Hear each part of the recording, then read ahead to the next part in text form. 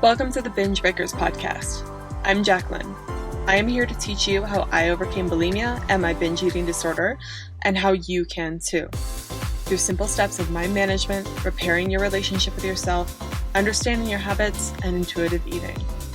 Disclaimer, this recording is not intended to be used as medical advice, nor is it advice from a doctor.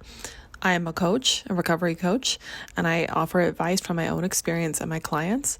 But please, if you think you are in need of medical help, seek it immediately. We'll also be talking about subjects such as binging and purging, depression, and other sensitive topics. So if those trigger you, please listen at your own discretion. Welcome to another episode of Recovery 101s, and this one is about how to feel your feelings. Now, you may ask, Jacqueline, why are you talking on a bulimia recovery, binge eating recovery, eating disorder recovery podcast about feeling your stupid feelings? Why is that relevant? Well, thank you for asking. It's just concerning how I can have a conversation with myself at all times. I really wonder about my mental health sometimes, but thank you for asking. Fictitious you listening out there, real person listening out there. The reason feeling your feelings is important is because it's pretty crucial for actually being able to manage an urge. What I mean is when you are binging and purging, generally what happens before you binge and purge is a feeling. That feeling may occur quite quickly depending on how automatic the habit is, but you're going to experience an uncomfortable or maybe comfortable, depending on how you feel about it, emotion that drives you towards binging and purging. And there are multiple ways to not binge and purge and to address that. And some of them have nothing to do with dealing with a feeling or coping in the moment or anything. It has to do with addressing some of the root causes that may be creating the urge in the first place. But even if you address that root cause, you may still experience this urge and these uncomfortable emotions. And part of the way that you navigate not binging is learning how to feel and cope with those emotions instead of resisting them or doing what they tell you to do or trying to take some maladaptive action. In our case, it's usually binging and purging to subside, to get rid of that emotion. So feeling your feelings for that alone is super crucial for bulimia and binge eating recovery. It's also helpful in recovery because you're going to experience a lot more emotions, because binging and purging, though it's not only a emotional coping tool. Binging and purging happens for a lot of reasons. And I think anyone says it's only numbing or it's only it's a self-harm behavior or it's only because you haven't eaten enough. They're coming at it from a very black and white view. There's lots of different reasons why you binge and purge, and usually it's multiple reasons wrapped up into one nice little sickly bow. But part of it is emotional coping, even if it's just to cope with the urge itself that you have built into an automatic habit. And so when you get rid of binging and purging, generally what happens in recovery is you experience a lot of feelings. You experience a lot of overwhelm and uncomfortable emotions and kind of usually a lot of sadness and happiness and all these things. Just feelings become more intense. And I found this to be the case for myself, that when I stopped binging and purging, I wasn't numbing so much. And then suddenly I was just a lot less numb to not only uncomfortable feelings like sadness, anger, rage, disappointment, but then also happy feelings. And so it was just really a lot. And sometimes I realized that binging and purging just wasn't when I was upset. It was when I was happy that I would try to bring myself down. And so really, when you're not using that tactic anymore, you're not distracting, you're going to become more sensitive to your emotions usually. And in that case, you want to know how to feel your feelings. So that's why we're going to talk about this today. Now, this is from, if you don't know, I run an 8-week group coaching program, and every single Tuesday, we meet twice a week, Tuesday and Fridays, and every single Tuesday is a special topics call. And this is a call that I always do in the program for people, which is about feeling your feelings. And I have a whole module about it in the program. This is kind of the quick version of that. And it is basically what I say, but the magic obviously in the call is that we talk back and forth about it and people ask questions about it. But this is why, and I just explained why it's crucial to it, but this is where this content is from, if you're wondering where I'm getting these ideas from and why I'm talking about them. So we covered why it's actually important to feel your feeling, what the benefit is. And also outside of recovery, I'd say another benefit of feeling your feelings is that you get to deal with so many other things in life. Like when you think about it, lots of things that you want in life take some sort of effort. They require some sort of discomfort and some sort of, you experiencing something you don't necessarily like in order to get to the next level. Getting yourself up for work on time, putting in extra effort at work. Maybe you're planning on starting a family. That's uncomfortable. That's a lot of fear, putting yourself out there, going on dates, whatever it is that you're trying to take action towards, you're going to experience some sort of discomfort. So even though it seems like, oh, this is just about binging and purging, this really is about actually getting whatever goal you have in your life done as well. The skills that you learn here are applicable to everything in life. So that's another side benefit that's not recovery related at all that I found in my own life. How to feel your feelings. Now, I think it's good to I go in this more detail, but what are feelings? There's lots of different theories and research done on what feelings actually are, but essentially what feelings are a group of systems in your body that are possibly responding to triggers around you that are creating sensations in your body. They are chemicals and hormones. They are gastrointestinal cramping, muscle spasms, increase or decrease heart rate, blood flow, temperature changes, vision changes, tingling of your skin. They're sensations in your body that are created by a group of systems in your body that are responding to stimuli that is either real or not, but you are perceiving it to be real. Your body is perceiving it to be real, and therefore you are responding with a sensation that is what we call a feeling. That's the best way I can describe it. And the reason I'm doing that is because feelings, when I was a child, no one told me of this, and no one told me that your feelings are sensations, but they're not a problem, and they're not something you necessarily have to change, and they're a normal part of being a human, and you can just be with them and experience them, and they're not going to kill you, they're not going to hurt you, you don't have to avoid them at all costs.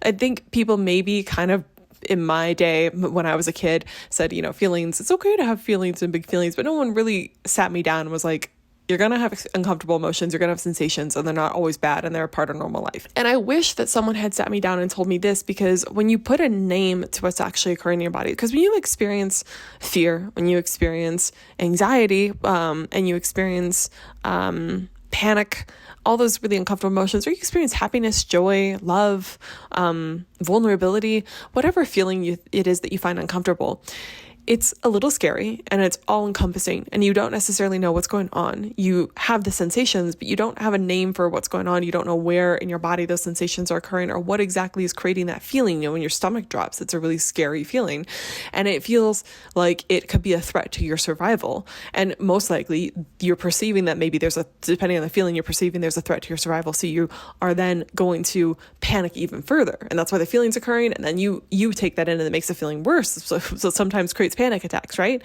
And so knowing that the feeling isn't necessarily going to kill you, it's just a group of systems, your organs firing together to create little sensations in your body, that at least makes you feel a little bit calmer, because it's not going to kill you. It's not necessarily something to get rid of or panic about.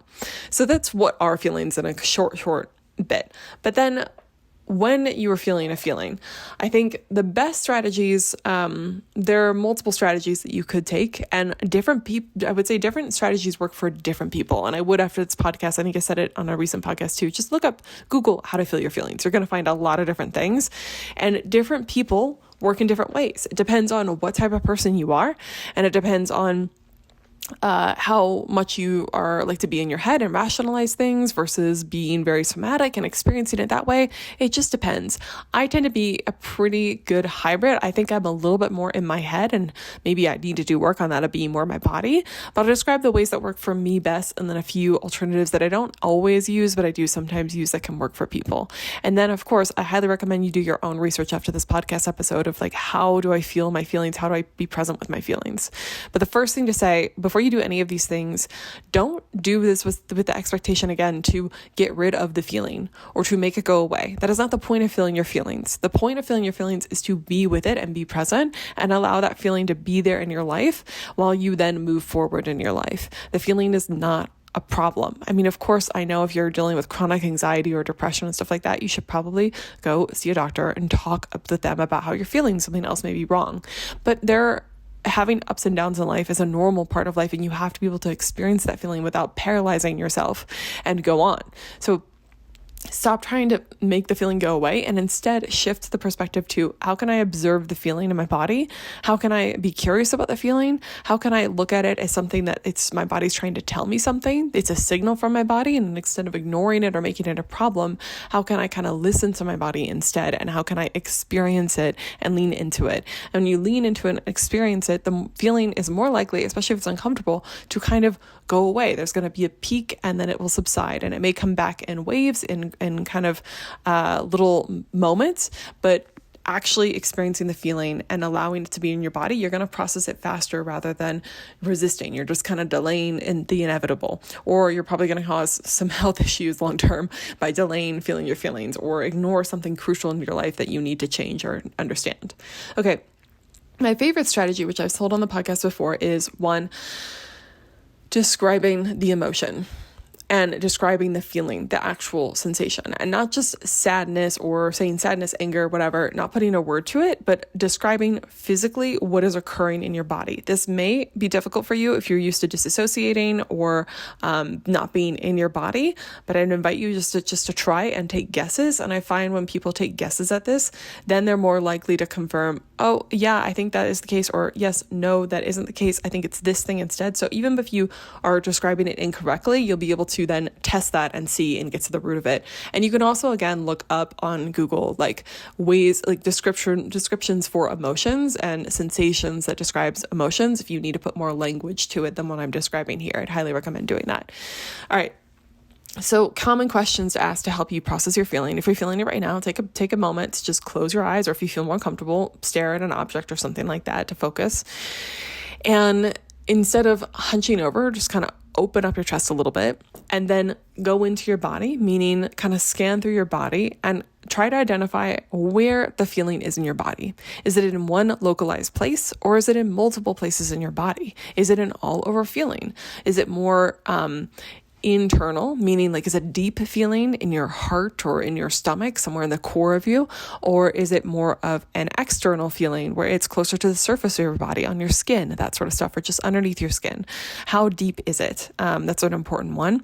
And then, is it moving or is it stationary? That's an interesting one to think about. Is it going back and forth? Is it kind of wavering? Is it tingling? Is it kind of going in waves, like wow, wow, wow? Is it that sort of feeling, And then, is it heavy? Is it weighty? Is it kind of compressing, or is it light and airy and kind of flowing away? Does it have a sound? Does it have a color? Does it have a smell? Does it have a temperature? And just keep going through, like, what are all the physical sensations that I'm experiencing? And what's beneficial about this is that the very act of describing that emotion forces you to feel it, because you have to, in order to describe what's happening, tune into your body and describe what is literally happening in your body. And therefore, you actually feel your feeling in that moment. Even if it's only for 10 seconds, you are feeling your feeling. And I would recommend trying to do this for 20 seconds, 30 seconds, a minute if you can, or 2 minutes. Just keep trying to like increase the time frame with it.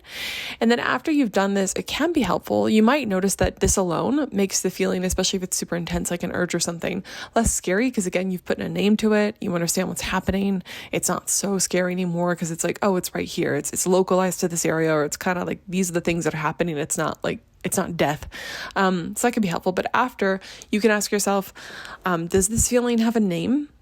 And is it trying to tell me something? Are there any thoughts attached to this feeling, or is it just a feeling? Sometimes there are thoughts attached to it, and that's fine. Sometimes there are no thoughts attached to it, and that is fine too. And what's interesting about that is sometimes, especially if you're experiencing an urge and you do this exercise, you're like, I don't know why this feeling is making me want to binge. You realize that you're associating that feeling with binging. Sometimes it definitely does, and that's okay. But for some people, I've noticed this too. Like sometimes when you just observe the feeling like this, you're like, oh, I don't think I want to binge from this feeling. It's just uncomfortable, but it's not like unbearable. It's just like it's like someone poured water over you and you're like, oh shit, this is not as bad as I thought it was. So that can be helpful. So that's one way to do it.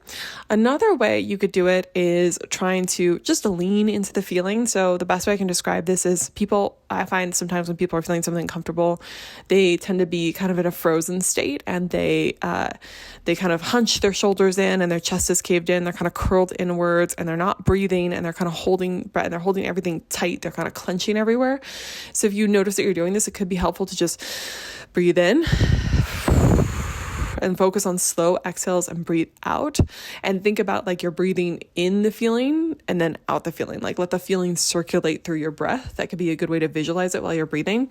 And then open up your shoulders and straighten your spine out a little bit, and try to open up your lungs and roll your shoulders and just let the feeling like melt in. Try to unclench things. You can go through unclenching from your eyebrows to all the way to your toes and just go slowly through all those things. There's a lot of guided meditations that can take you through that, and that might be helpful too. So that's another way to do it. Some people prefer to just move into the feeling, like wiggling their whole body around. I very rarely do this, but sometimes I do if I have a lot of like bouncy energy, and that kind of people that know me like know that I sometimes get the zoomies. Really, I do, which is weird to say, but those times I like really feel like I just need to move and like move my body around and wiggle it around and get up and dance a little bit, or just like shake out my body. Sometimes people find tapping to be a useful one. I never used this, and I was guided through it recently at an event I was at, and I really hated it, but some people live and die by tapping. So if you don't know what that method is, go Google it, because I don't feel like I'm the best person to talk about it, but supposedly I've not experienced it yet. It's amazing. Like people love it. So those are ways to kind of feel your feelings. Another way is just to be frozen, which is something that I've never talked about too much, but a lot of times when I wanted to binge and purge, something I would do is that once I got through like the biggest part of the urge, the feeling was still there, but I had decided not to binge and purge. So I would go to my room and I would just close the door, turn on the fans, make it a dark room, and pull the curtains and just lie in my bed and stare at the ceiling. And oftentimes I didn't go on my phone or anything, and I wasn't asleep. Sometimes I would sleep, but I wasn't usually asleep, and I just couldn't do anything else. And I don't know how I had the wisdom to understand that that's actually what I needed, but it really just was my central nervous system trying to regulate and get out of a freeze response, and just allowing yourself to be in whatever response you're in till the feeling goes away or till you feel like you can move again is a valid form of feeling your feelings. And I think people, they overcomplicate it and they're like, how do I do this weird thing? It's like you just be with it and you just allow whatever's happening to happen till you feel like you can cope or move again. And it doesn't have to be super overcomplicated. It doesn't have to be this whole meditative 5-step, 12-step process that you need a journal for and a candle for and some incense for and a yoga mat for. It can just be being there with it, which is something that I wish I had heard a long time ago. So yeah, those are the best ways I know of feeling your feelings. If you have any other opinions on that, feel free to email me at jacqueline.davis.biz@gmail.com about it, or go to my Instagram and DM me. I'd love to know your favorite methods for feeling your feelings, but I think these are the top ones. That is it for today. If you want to know more information about what I do and how I help people, you can go to bingebreakers.com, or you can go to my Instagram at bingebreakers_bulimia. Both have pretty good content on there. And then if you did like this episode and you found it helpful, please give it a rating and review. It helps me for sure, and it also helps other people who are struggling just like you see the podcast more and possibly get help and work with me if it's the right fit. So yeah, thank you so much. I hope you enjoyed this episode. Never ever give up on yourself. Bye.